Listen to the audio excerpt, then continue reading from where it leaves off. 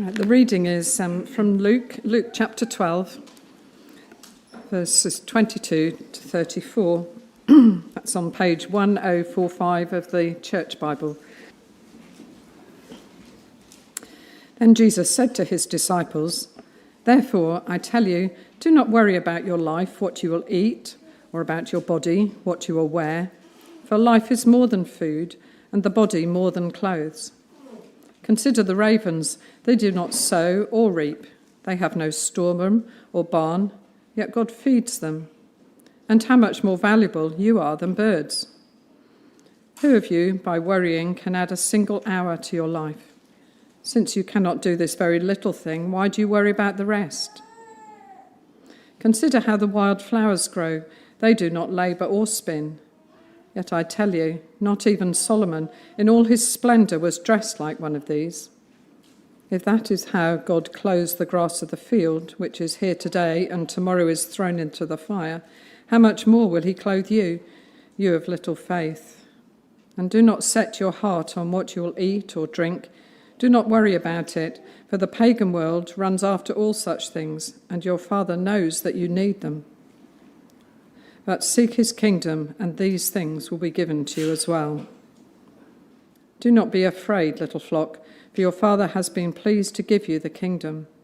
Sell your possessions and give to the poor. Provide purses for yourselves that will not wear out, a treasure in heaven that will never fail, where no thief comes near and no moth destroys. For where your treasure is, there your heart will be also."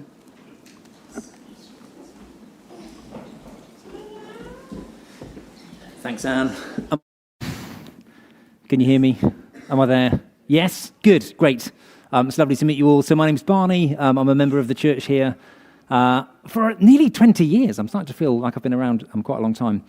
You don't need to know much about me apart from that I am a bit of a worrier. I have that sort of natural tendency to worry about stuff that most people would probably just, gloss over. It's fine. We had the eclipse this week, didn't we? And it's a good job I wasn't with my family, because I'm exactly the sort of parent who would have spent all the time, don't look straight at it, don't look straight at it, don't look straight at it. Once in a generation time to enjoy an eclipse, and my kids would have been going, why are we lying face down? I don't feel like I'm enjoying this, Dad. Don't look at it. It's a worry. My wife and I have had to agree not to discuss stressful news events shortly before bed, because she's not a worrier, and she'll casually say something like, "Oh, did you read that thing about how the UK is on the brink of total social collapse? Anyway, night." And I'll be awake till the small hours sort of stewing about this thing. Worry and anxiety is a powerful thing, isn't it? The mind and the body's alarm system going into overdrive, desperately trying to control and predict an uncertain future. There's a line from a film that I must have seen 1,000 times with my son, which is this, philosophical: the key to a happy life is to accept you are never actually in control. I don't know what sort of philosophical films you think we watch. That's actually from Jurassic World. There's not much life advice in Jurassic World. Run from dinosaurs and accept that you're not in control. But it's quite good advice, except that it's really, really hard to do. The sense that we are not in control, that something might happen that we cannot predict or control, is scary. At least it is for me, and I'm sure there'll be others of you out there who sometimes lie awake in the small hours thinking about the stuff that bothers you and worries you, and you don't know what's coming around the corner. And maybe that's not you. Maybe you don't think of yourself as a worrier. But let me challenge you to wonder if maybe you're more familiar with anxiety's children than anxiety itself. I think anxiety can lead to all kinds of stuff. Anger, accusation, avoidance. I actually am familiar with all of those things as a response to when I can't control something. I'm worried about something. And I know that for some of us, it's a really powerful and frequent thing to experience anxiety. It will sometimes require professional and medical support. And can I just say at the start, the Bible absolutely understands and sympathizes with your anxiety. In fact, that's our whole first point. The Bible understands that our worries are real. The reality of our anxiety, the Bible doesn't dismiss it.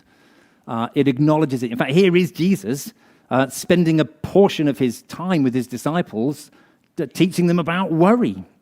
I often think that the Bible feels like it's written for worriers like me, actually. Luke wrote his gospel in Greek, and he actually uses two words for worry, and we don't see this in the English translation, so it's interesting just to dwell upon it a moment. If you look at verse 22, where it says, do not worry, and verse 25, when it says, who of you by worrying, that word I read, apparently, is marizo, which describes a divided mind, a mind pulled apart by concern, kind of a fractured mind. I don't know if you know that one from the small hours of the morning sometimes. And interestingly, in case you are wondering, we see this word in a few other places. I've just picked one. It's 2 Corinthians 11:28. Besides everything else, I face the daily pressure of my anxiety. It's that same word, my anxiety for all the churches. Now that's Paul speaking, right? Paul, the spiritual giant. The Bible doesn't think our worry is silly. The Bible acknowledges that our worry is very real. There's another word, though, verse 29. That word worry there it's actually the only time it's used in the whole New Testament, and it's the word meteoros, which is this idea of being suspended, unanchored, not with feet on the ground, but floating. It's actually linked to the word we now use for meteor, something that hasn't landed. Elsewhere in classical writing, the same word apparently is used to describe ships being tossed at sea, right? Not anchored, but floating and suspended, and a state of worry. Jesus knows that that is real. The mind pulled apart by worry, or that sense of waiting anxiously for something, floating, suspended. Jesus is not telling his disciples off. And he's not telling us off for worrying. He does not think it's silly. Matthew 26:28. My soul is overwhelmed with sorrow to the point of death. Jesus' own words. That sense of being overwhelmed. He knows something is coming, which is kind of feels inevitable, and he can't control it, and he's scared. Jesus understands our worries, and I think it's just so important to acknowledge that the Bible acknowledges that. But he does also want to rescue us from it, or at least to help us with it. And I think when he says, do not worry, we can read that like when I tell my children not to do something, most of the time that's actually for me. Don't cry. It's because I can't stand the noise. Do not worry is not for Jesus. It's for us. It's for the disciples in this passage. He doesn't want them to be burdened with that worry. And so that's our second main point, is he's going to show his disciples and us that he understands the causes of our anxiety, the things which make us worry. I think on two levels, right? So there's surface stuff, and then he gets to the root. The surface stuff, look at verse 22. Jesus shows he gets it. Do not worry about your life, what you will eat, your body, what you will wear. Jesus knows we're concerned about those practical, everyday things. And all the other things that you might put in that category today, mortgages and bank statements and jobs and exam results and this daily stuff that we worry about. He sees that. He doesn't dismiss it. And actually, look at verse 30. Your Father knows that you need them. He knows those triggers exist, the things which make us worry. Now, I don't know what pulls you apart or keeps you suspended with worry. For me, quite often it's silly things. When I was really young, I was often too worried to go upstairs on my own at night because I was worried that there'd be a burglar, wait for it, hiding in the toilet. That was my fear. And that was some odd childish manifestation of, I can't see what's up there. I'm worried about it. When I got a bit older and bought my first house, not because I have more than one, but the one we first bought, it was that I was worried that my house would flood when I was away. Like we used to go away sometimes over winter. I was worried I'd get a burst pipe or something. I've obviously got some kind of plumbing phobia, burglars in toilets, burst pipes at home, silly worries really. But there are so many things to worry about, aren't there? There's some serious and heavy stuff. We had the prayers earlier about those places in the world where people have stuff to really be anxious about. What about the children of Kiev right now in Ukraine, or the mothers of Sudan? It's worrying stuff. And Jesus, I think he gets all of that. He gets our silly worries, and he gets our really serious and heavy worries. He understands those causes. But he also drills a bit deeper. So have a look down to where I think we see the root cause. Verse 28.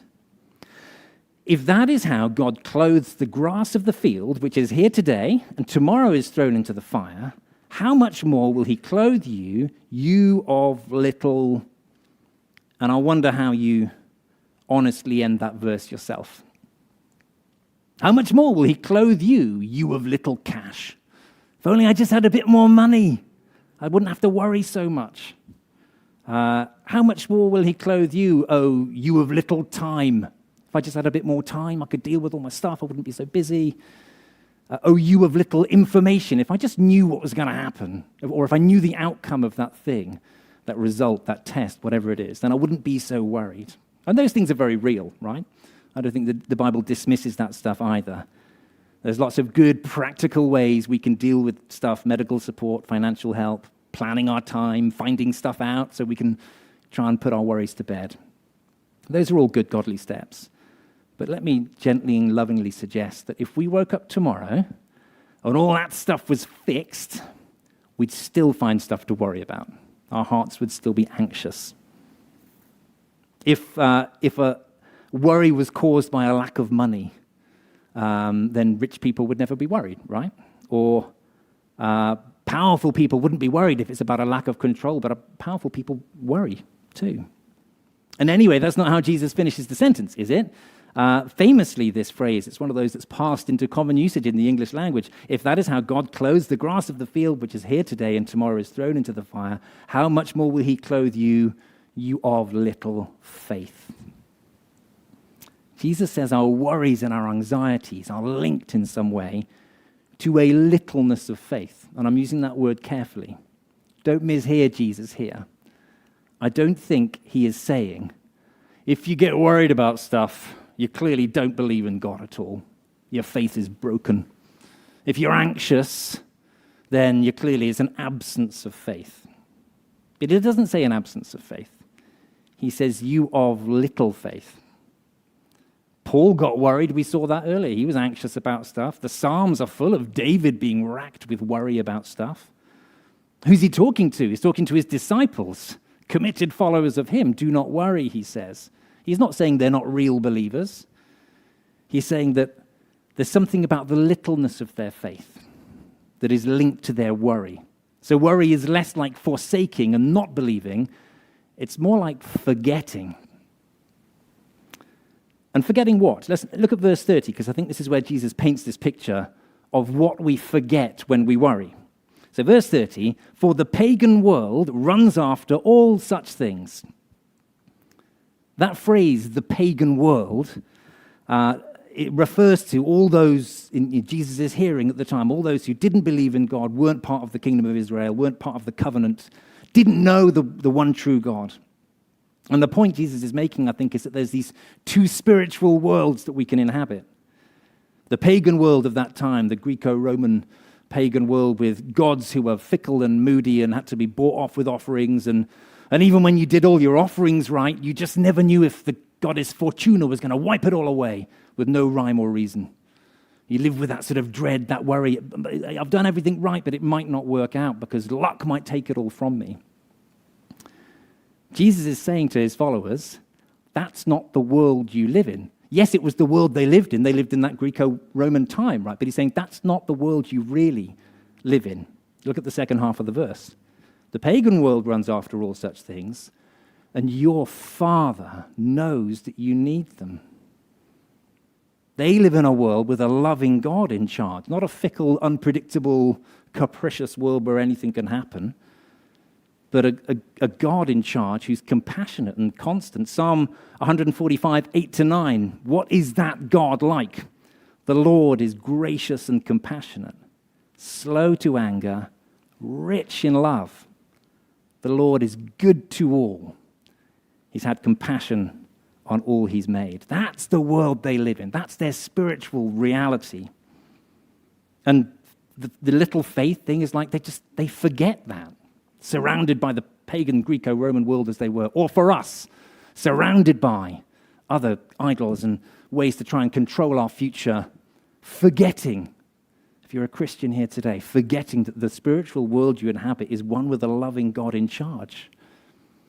And that brings us to our third point, the solution to anxiety. And I guess in some ways it's simple, but these things are never quite so simple, are they? But on the surface, the solution for anxiety, if the anxiety is caused by a littleness of faith, forgetting what God is really like, then the solution is one word, right?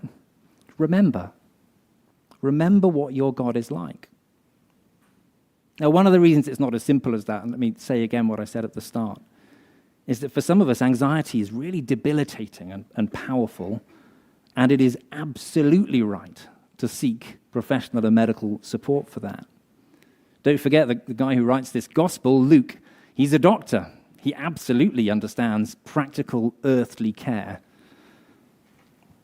But the Bible does give us a spiritual dimension to this thing, anxiety, as well. Remind yourself what God is like. Dwell upon his promises. In the same way, when I took my kids to Pleasurewood Hills, has anyone been to Pleasurewood Hills? What a marvelous place. If you haven't, you're missing out. Go down, right, and go on Wipeout, Norfolk's biggest roller coaster. And I think only, maybe? It's one of those advertising claims. But when I sit on that, I get a bit worried. I get a bit scared. But what do we do? If you're anything like me on those things, what you do is you sit there reminding yourself of all the reasons why you don't have to be scared. Right? There's how many thousands of people have been on this thing before? All the safety testing. If there had been a problem, I'd have heard about it in the news. It's fine. There are concrete reasons, and I'm going to bring them to mind now to just reassure myself that it's all going to be okay. And that's what we're going to do now with Jesus' guidance in this passage.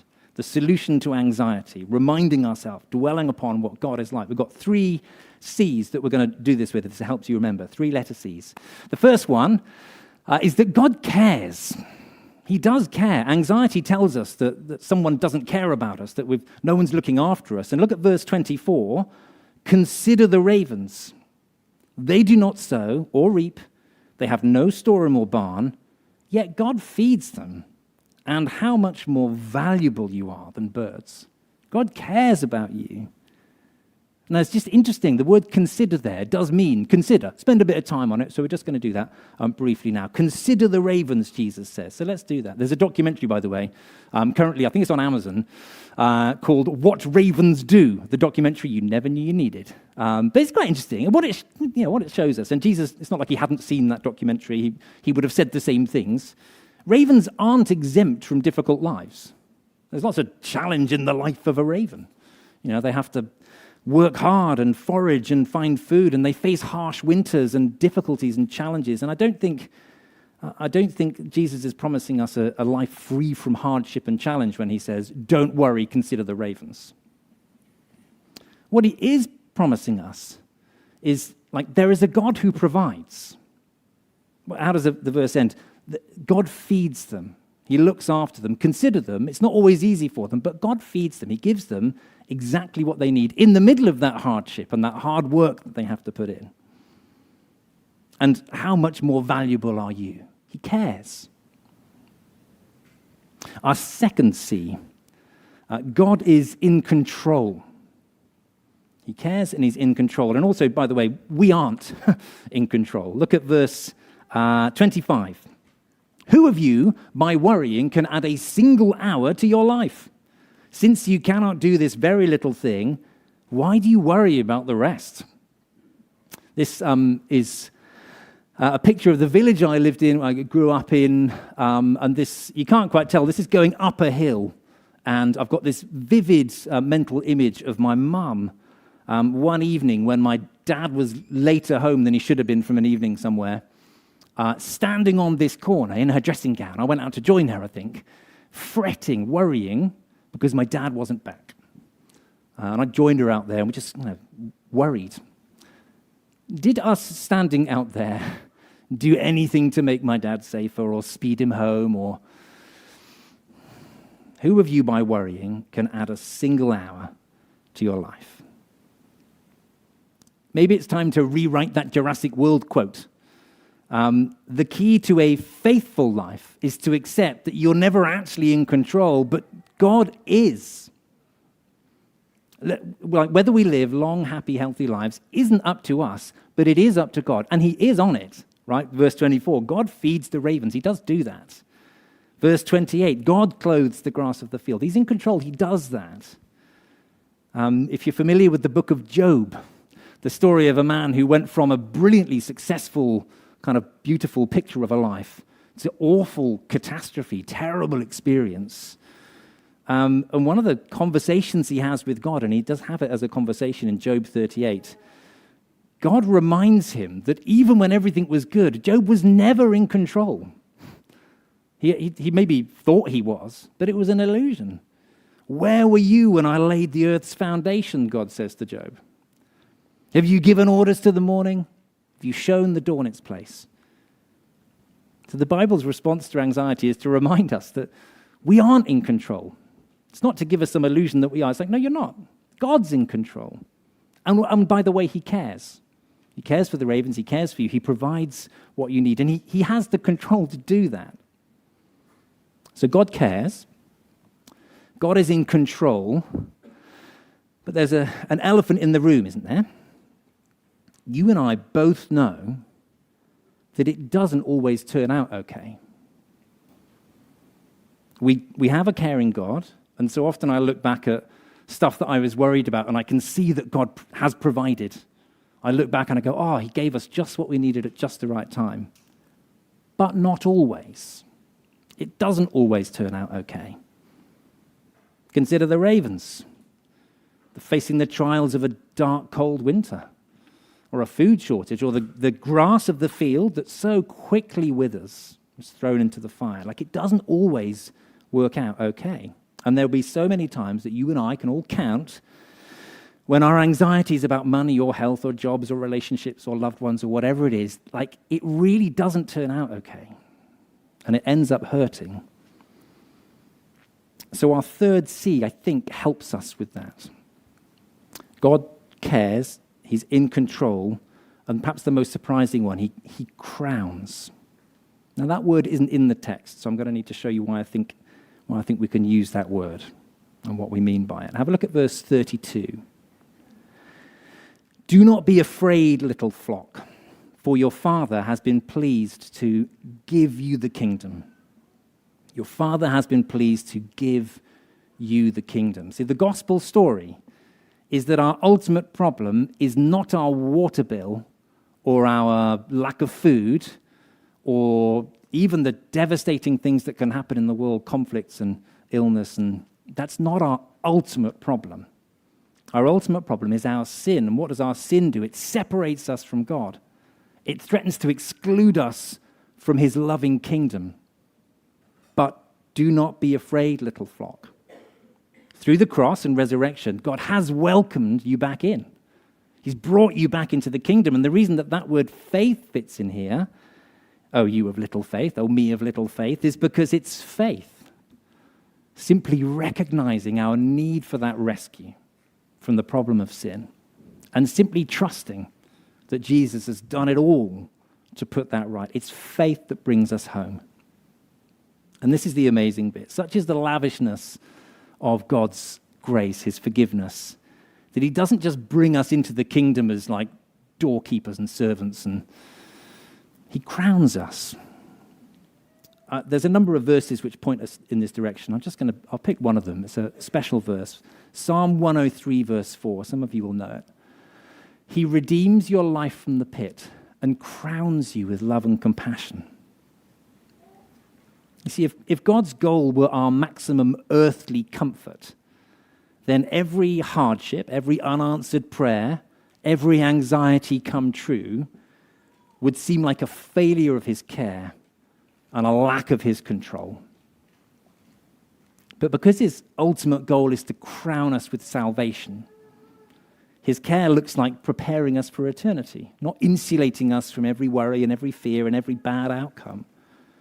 And that can feel hard, right? But it's where the certainty of our hope is too. We're just got another couple of minutes, but I want us to look quickly at the verse 31 and verse 32. I don't know if you noticed anything odd about them. In verse 31, we get the instruction to seek his kingdom. In verse 32, your Father has been pleased to give you the kingdom. So which is it? Do we have to find it? Do we have to seek it? Or has he given it to us already? The answer is gloriously and lovingly both. Because God cares and because he's in control, he has given us the kingdom already. That invitation to salvation, that crown of eternal life, is already ours by grace if you're a Christian here today. So there are plenty of things to worry about, but that ultimate crown of salvation is unshakably secure. And that's why Jesus can issue the challenge in that verse that some of you have been thinking about, verse 33, sell your possessions. Now, I don't think this is a call to get rid of all our stuff and live like medieval monks. I think it is a call to stop living like our stuff can cure our worries. I don't know if you were here last week. If you weren't, go back on YouTube or just read the passage above. The rich fool who Jesus talks about, who amassed all this wealth in these big barns and then felt safe. Now I'm secure, now I can eat, drink, and be merry because I've got this security in my barns. And it turned out he was not in control at all. That stuff did nothing for him. And here, at the kind of the bookend of this piece of teaching, Jesus offers the antidote to that. Reject, he says, the illusion that your stuff can save you. Loosen your grip on your earthly sources of security and turn instead to him. Because it's not only that in this passage Jesus gives us some advice about anxiety. It's not just that as a wise teacher, he gives us some answers to anxiety. Jesus is the answer to our anxiety.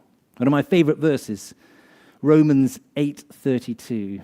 He, that's God, who did not spare his own son, but gave him up for us all, how will he not also, along with him, graciously give us all things? If he can do that huge thing, he can do anything to look after you and me. He can give us everything that we need. If he can do that phenomenal thing, then he can help us with the small stuff too.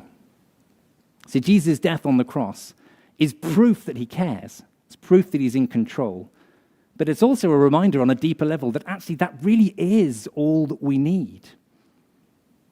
The gracious guarantee of a crowning treasure in heaven. Look at that verse at the end. It will never fail. No thief comes near. No moth destroys. So, verse 31, in the face of anxiety, what do? Seek his kingdom, but not seek like hide and seek. Not seek like, where is it? Does anyone know?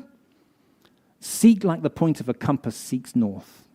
There is an unshakable reality beyond ourselves, and we can align ourselves with that. Line ourselves up with the unshakable security that God offers us through Christ. For where your treasure is, there your heart will be also. Shall we pray? Father God, you know what is in our hearts. You know the small stuff and the big stuff that we worry about. And you don't dismiss that. You understand it. And you encourage us to turn to you with it. We thank you that you care for us. We thank you that you are in control of everything that happens.